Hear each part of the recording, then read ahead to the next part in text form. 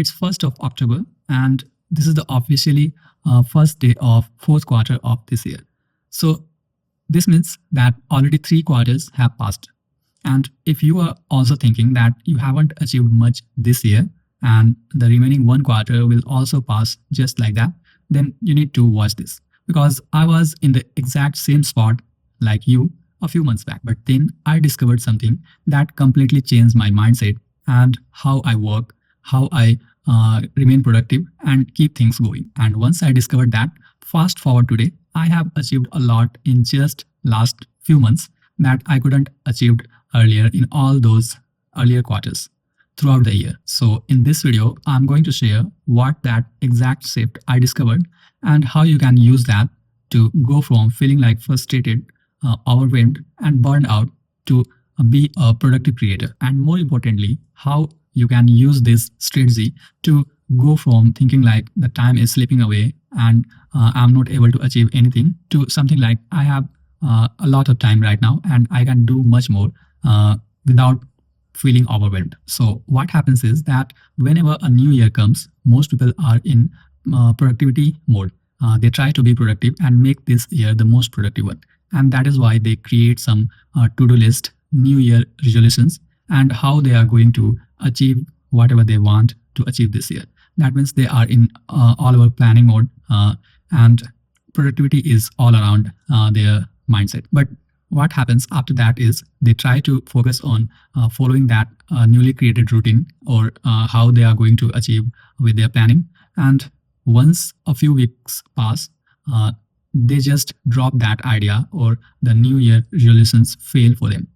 And after that, they get back to the normal life that used to be a few weeks back before the new year came. And this is scientifically proven that most people drop their new year resolutions by last week of January itself. And I had also similar story. I started the new year strongly with lots of things and goals in mind, the new planning, the new routine, everything perfectly done. And I tried to follow the steps, process and routine as well. But after a few weeks, I just failed to match the new routine I had set for myself and I couldn't continue with that. And finally, I got into a mode where I felt like creator burnout. And talking about creator burnout, it's a state of mind or a feeling when a creator stops getting creative ideas, the creative juices stop flowing, and that is why the creator doesn't feel like creating anything or doesn't feel productive. So a sense of negativity, overwhelm, tiredness comes, and as a result, the creator stops creating anything or doesn't feel like creating. It's a frustrating way to stop showing up online. And this is what exactly happened with me. I was trying to do too many things. I had YouTube channels, I had blogs, social media to manage, and multiple social media, in fact. And I had podcast as well. I was trying to do all things alone. And while trying to do everything myself, in fact, I was successful as well. And I could achieve a lot, but at a cost of working several hours every day. And that, I think, took me to a state where I felt like tiredness. Because when you work so many hours every day, ultimately your body just signals you that it is not the right way to work. So what is the reason for creative burnout? In my opinion, from my personal experience, what I noticed is I was working on too many things. And the expectation I had set for myself, I wasn't able to meet that expectation. So to sum it up, I can say there are multiple reasons for creative burnout. And from my personal experience, I had a few things that was going wrong. One, I was working on too many things at once. And two, I was setting up a lot of expectations to achieve than I could. And number three, I was spending lots of hours in researching than creating, which in my opinion, I was trying to be productive but not effective. So how I overcame that? What was the turning point? Now let's talk about that. So after I failed to continue with that routine, after 7 weeks, when I noticed that I'm working so hard, I'm working all day, but still I'm not able to achieve lots of things or not able to achieve even completing my to-do list satisfaction as well. So what was wrong with me? That's what I questioned. And when I questioned, I got some answers as well. And that answer I took and written into paper. So that was a way to start journaling. and not a fancy one, just a plain paper and pen, and pouring my thoughts on that. And when I was journaling, I was basically focusing on three things. Number one, what I wanted to achieve for a certain day. Let's say about tomorrow, what I want to achieve tomorrow.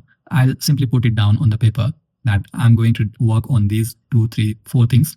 And after that, when the day passes, I would sit in the evening and re ask myself what I did today that went good.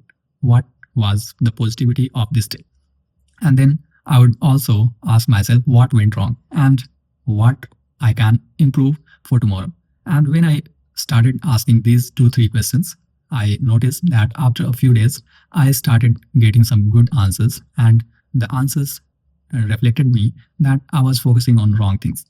I was spending all day on learning and not creating much. So, in terms of learning, most people are mistaken and they think that they are learning a lot, but they are simply consuming lots of content without creating. And realizing that was the light bulb moment for me. I came to know that what are the things that are taking up most of my time and what among them I can cut out and what I can focus on. So I got clarity on my purpose and what I have to do, and also notice that what things are distracting for me and what distractions I can cut out. And when I got this clarity, I started feeling energized again. And I got back the enthusiasm I was expecting from myself. And as a result, you can see I have started creating again YouTube, podcast, social media, email newsletter, everything I was thinking to create. So by and large, I can say I have got back the control of my life again. And you might be wondering why I'm saying all this to you. What's in it for you, right? So the reason for creating this video and the purpose of saying all this to you is because I think there are many of you who might be thinking that you have wasted this year. You might be feeling stuck and thinking that almost three quarters of this year is past and there isn't anything achieved or anything to show for you. So in that case, all I can say is it's not too late to start.